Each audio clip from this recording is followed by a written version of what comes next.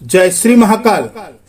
मेरे प्यारे साधकों और मित्रों, उम्मीद करता हूं कि आप सभी अच्छे होंगे। जैसे कि मैंने आपसे वादा किया था कि 5 साधना, एक से बढ़कर एक साधना है, आपके सामने पेश करूंगा। और सभी ऐसी साधना है जो आप पेड ग्रुप में तलाशते घूमते हो और वहां भी तमाम प्रकार की मिन्नतें और रिक्वेस्ट करने के बाद भी यह साधना आप तक नहीं पहुंचती है। और मैं डायरेक्ट आपको वह साधना दे रहा हूं, निःशुल्क, कोई भी पैसा नहीं लिया है मैंने। एक से बढ़कर एक अद्भुत साधना दी है जिसे हजारों की संख्या में लोगों ने इसका फायदा उठाया है। और ऐसे ऐसे तरीके साथ में आपको मिल रहे हैं जो आपको पूरे इंटरनेट जगत में कहीं पर भी नहीं मिलेंगे। जो गुरुमुखी तरीके हैं वही आपको उपलब्ध करवा रहा हूं, क्योंकि मंत्र हर जगह मिल जाते हैं लेकिन विद्या नहीं मिलती है। किताबों से मंत्र उठाकर आप जाप कर सकते हैं, परंतु फलित क्यों नहीं होते? क्योंकि पूर्ण विधि नहीं लिखी होती है। मान लीजिए एक मंत्र है, कोई भी उसको 10 जगह प्रकाशित किया है, 10 अलग अलग किताबों वालों ने अब कॉपीराइट के चक्कर में क्या करते हैं कि मंत्र के शब्द के आगे पीछे कर देते हैं। एक शब्द भी आगे पीछे हो गया तो काम खत्म, या फिर विद्या आदि काट देंगे, आदि रख देंगे, उसमें भी वो चीजें काम करना बंद कर देती है। और कुछ चीजें ऐसी होती हैं कि गुरु ऊर्जा के बगैर नहीं चलती हैं। तो जो गुरु का प्रभाव है वास्तव में यहीं पर काम आता है। आज का वीडियो लंबा नहीं बनाऊंगा, सीधे आपको काम की साधना देता हूं, क्योंकि आप सभी लोग भी त्योहारों की तैयारी में लगे होंगे। आपको दिन भर में आपको त्योहार की तैयारियां भी करनी है। तो सबसे पहले मैं आपको बता देता हूं कि आपकी जो आज की साधना क्या है। जो लोग अप्सरा साधना करने की इच्छा रखते हैं, जो तलाशते हैं ना कि मैं अप्सरा साधना करना चाहता हूं और मुझे अप्सरा के अंदर वही सब करना है जिनके लिए नौजवान पीढ़ी घूम रही है, तो रति क्रिया ढूंढने वालों लोगों के लिए साधना है। जो कहते हैं ना मुझे रति करनी है, अप्सरा के साथ रोमांच करना है, तो आओ साधकों लाइन पे, आपको रोमांच करने की साधना आज दे रहा हूं। कर लेना, हिम्मत है तो एक रात्रि की साधना है, लेकिन इसे लंबे दिवस तक कर सकते हैं, ज्यादा दिवस तक कर सकते हैं। अगर इसमें अच्छा अनुभव आपको आज की रात मिलता है तो आप इसको बंद नहीं करना है। या तो एक रात में सिद्ध हो ही जाएगी, एक रात में अगर आपका तपोबल अच्छा है तो आ ही जाएगी, नहीं तो फिर 21 दिन तक करो। आप 21 दिवस के अंदर उसे आना ही होगा। बस आपके अंदर ऊर्जा बल अच्छा होना चाहिए। आपने साधनाओं के क्षेत्र में पहले कुछ साधना की हो तो एक दिवस में आ सकती है। अगर आपने जिंदगी में कभी कोई साधना नहीं की है और सीधे उठाकर साधना कर रहे हैं तो थोड़ा समय लग सकता है, लेकिन आज के दिन शुरू करते हैं तो बहुत परफेक्ट है। लेकिन जिन्होंने थोड़ी बहुत भी साधना कर रखी है उनके लिए सबसे बेस्ट साधना है, बिल्कुल 100% रिजल्ट देने वाली साधना है। तो सबसे पहले बता देता हूं ये साधना कौन सी है।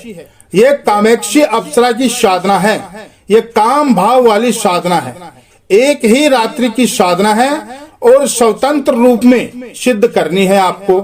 कोई भी उसको पत्नी, माता, बहन, पुत्री, प्रेमिका, दोस्त किसी रूप में नहीं करना। वो उस पर निर्भर करेगा जब आएगी, वो उस समय की बात है। लेकिन अभी इसको सिर्फ स्वतंत्र रूप में सिद्ध करना है, काम भाव में सिद्ध करना है। जो कि आपके सबसे बड़ी मुसीबत होती है कि हम साधना करने बैठते हैं तो आप अप्सरा का नाम लेते ही हमारे मन में ख्याल आने लग जाता है। जो फिल्मों की हीरोइनों को देखकर ये हाल होता है तो अप्सरा तो हजारों करोड़ों गुना अधिक सुंदर होती है। एक पर्सन, किसी साधक ने पूछ लिया था कि जब अप्सराएं जब आती है तो उसकी पहचान क्या है, तो वह भी वीडियो के अंदर ही आपको जानकारी मिल जाएगी। अगर वह अनुभूतियां आपको हो तो समझ लीजिएगा कि यह क्या हो रहा है। तो आज अभी शुरुआत करते हैं, इसके अंदर क्या क्या फायदा होगा। देखिए, एक तो आप रोमांस वाला वह पूरा करके जाएगी।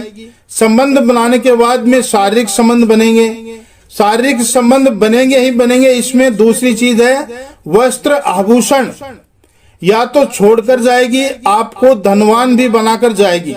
वस्त्र आभूषण छोड़कर जाएगी आपके लिए, और हो सकता है बिल्कुल वस्त्र बिना ही आ जाए, बिना आभूषण बिना गहनों के ही आ जाए। तो ऐसा नहीं करना है। एक साधक ने पिछली बार जब साधना की थी तो अप्सरा तो प्रत्यक्ष हुई थी, लेकिन उसके शरीर पर एक भी आभूषण या कपड़ा कुछ भी नहीं था। नतीजा ये हुआ कि उसने मंत्र जाप बंद कर दिया, भगा दिया। अप्सरा को उसने सीधे हनुमान चालीसा का पाठ शुरू कर दिया, और अप्सरा बेचारी सौम्य होती है, डर गई, भाग गई। तो ऐसा नहीं करना है आपको।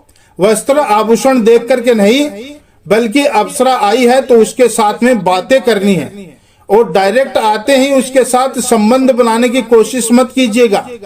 पहले उसके साथ अटकेलियां कीजिएगा, उसको बैठाकर उसके साथ बातें करिएगा, मधुर मधुर मीठी मीठी। जैसे आप आजकल अपनी गर्लफ्रेंड से लंबी बातें करते हैं ना फोन पर, भले ही वो पूरी पूरी रात करवा लो आपसे, ठीक वैसे ही इसके साथ भी बातें करनी है आपको पहले।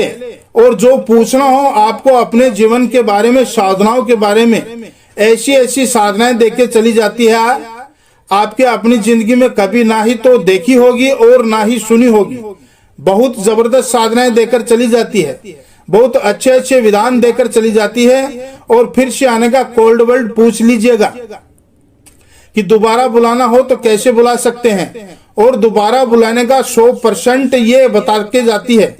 क्योंकि अगर साधक अच्छा होना तो उनको भा जाए तो वो वापिस भी आती है, ये निश्चित है, आती है। कई लोगों को मुंदरी दे जाती है। अब साधना के लिए एक चीज का ध्यान रखना चाहिए। जैसे शुरू में मैंने अप्सरा साधना की थी तो उस समय अप्सरा प्रत्यक्ष तो हुई थी, सामने नहीं आई, मेरे सामने बिल्कुल भी नहीं आई। क्योंकि जब मैं 13 साल का था उस समय से महाविद्या की साधना शुरू की थी। मैंने बहुत प्रचंड मात्रा के अंदर बिना किसी गुरु के उस समय मैंने इतनी मात्रा में मंत्र जाप किए थे देवी के। उस समय अगर हाथ में जल लेकर के अगर छींटे भी मार देता तो भूत प्रेत वाले पर तो उस पर भी असर कर जाता था। वो इतनी मात्रा के अंदर मैंने ब्रह्म मुहूर्त में उठ करके साधना की थी। उस समय मेरे पास कोई गुरु नहीं था, और उस समय एक महाविद्या थी, बहुत अच्छी महाविद्या थी, उसकी साधना मैंने की थी। तो उसका प्रभाव यह था कि यह इत्र योनि होती है, वे सामने आते ही उनका शरीर जलने लग जाता है। ये बात मुझे तब पता चली जब अप्सरा ने कहा कि मैं सामने नहीं आ सकती, क्योंकि मैं प्रत्यक्ष आऊंगी तो आपकी जो साधना का ऊर्जा बल है उसी वजह से मैं जल जाऊंगी, उसका शरीर जलने लग जाता है। तो कहने का तात्पर्य यह है कि अगर आप महाविद्या के साधक हैं, गायत्री साधक, आपने कुछ बड़ी शक्तियों की साधना की है, तो अप्सरा डर जाती है, सामने नहीं आती है, उनका तपोबल जाता होता है, लेकिन फिर भी ट्राई करने में आपका कुछ नहीं जाता। आपको कुछ न कुछ देकर ही जाएगी, लेके नहीं जाएगी आपसे। और बिल्कुल डरने की चीज नहीं है, बहुत जबरदस्त होती है, कोई नुकसान नहीं पहुंचाती साधक को, बहुत सौम्य होती है। ये साधना आप कभी भी अमावस्या, पूर्णिमा, होली, दीपावली, रवि पुष्प योग में, गुरु पुष्प योग या दशहरा को भी कर सकते हैं, नवरात्रि में भी कर सकते हैं। आपके वस्त्र कैसे रहेंगे? लाल या सफेद वस्त्र रहेंगे। आपको गुलाब के इत्र की शीशी लेनी है और गुलाब जल की शीशी ले आनी है। अगर गुलाब जल नहीं है तो गुलाब की शीशी में थोड़ा सा इत्र आपको नहाते समय बाल्टी में डालकर स्नान करना है, ताकि शरीर से खुशबू आए। गुलाब के इत्र की, गुलाब की कुछ पंखुड़ियां आपको लाकर के छोड़ लेनी है शरीर पर, हल्का हल्का चंदन लगा लेना है। आपका मुख्य साधना के समय उत्तर दिशा की ओर रहेगा। आपका आसन भी लाल रहेगा। आसन के पास एक बिस्तर लगा देना, बहुत ही मखमली टाइप का बिस्तर बनाइए। उसके ऊपर धुली हुई कोई चादर बिछा कर कि अगर गुलाबी चादर है तो और भी अच्छा है, चादर बिछा करके उसके ऊपर गुलाब की, चादर के ऊपर गुलाब की पंखुड़ियां डाल दीजिएगा, जैसे नवी नवेली दुल्हन की रात होती है। आप समझ गए हैं? उसी प्रकार से आपको सजाना है इस बेड को। और आप बंद एकांत कमरा होना चाहिए। हवा पास होने के लिए खिड़की खुली रखी सकती है, लेकिन गेट खुला करके साधना नहीं करनी है। बंद कमरा होना चाहिए। जो आप करोगे वो बुदबुदाते हुए करना है।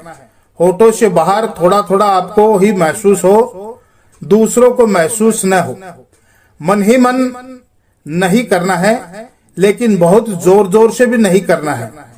जिस कमरे में आप जाप कर रहे हो उस कमरे में किसी की तस्वीर नहीं होनी चाहिए, किसी की फोटो नहीं होनी चाहिए। समझ रहे हैं? आप कोई देवी देवता या फिर किसी मरे हुए व्यक्ति की, साधारण व्यक्ति की, जीवित व्यक्ति की कोई भी फोटो मत रखो। उसमें सब फोटोएं हटा देनी आवश्यक है, वस्तुएं हटा देनी है। भोजन सामग्री पड़ी हो तो वो भी हटा देनी है, और सिर्फ एकांत कमरा चाहिए आपको। और शाम के समय 6-7 बजे के आसपास आपको गुरु गणेश, इष्ट देवता, कुल देवी, पितृ का भोजन या शिव दुर्गा का पूजन कर लेना। पंचोपचार पूजन करके आज्ञा लेवे, साधारण भोजन कर लेवे, उनसे आज्ञा लेवे कि मैं ये साधना कर रहा हूँ कामेक्षी अप्सरा की, मुझे पूर्ण सफलता प्रदान करे। और कोई भी कवच पाठ नहीं करना है, हनुमान चालीसा या कोई भी देवी देवता का पाठ नहीं करना है। इसमें शाम के समय जो करना है वो कर लेवे, लेकिन रात्रि को कवच पाठ इत्यादि भी नहीं करना है।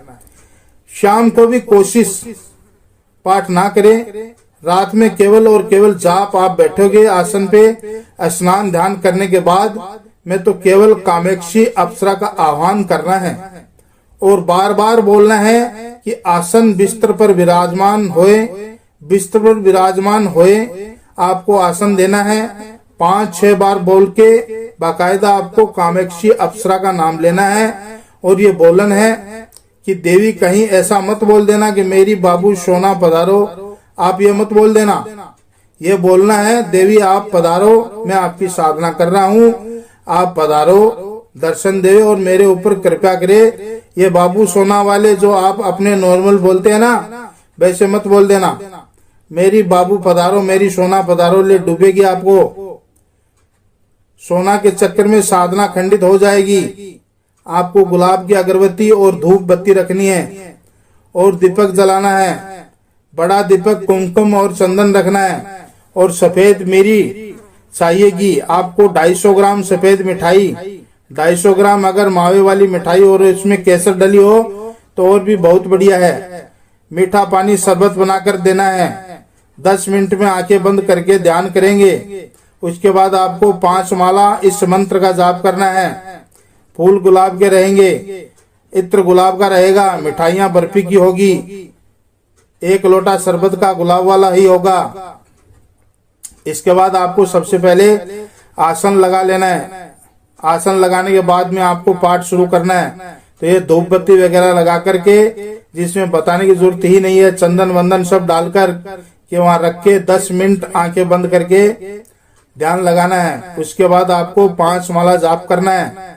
कम से कम आपको अनुभूतियां बता देता हूँ क्या होंगे। शुरू का जो पाठ होगा 10 माला होते होते आपकी हल्की हल्की खुशबू आने लगेगी, आवाज आने लग जाएगी थोड़ी थोड़ी, कहीं से भी, मतलब झंकार जैसी पायलों की। उसके बाद आगामी जैसी 20 माला के आसपास पहुंचोगे तो चिंकुटिया काटने जैसी महसूस होगा, जैसे चींटियां काटती है ना वैसे, और बहुत तेज नींद के झोंके आएंगे।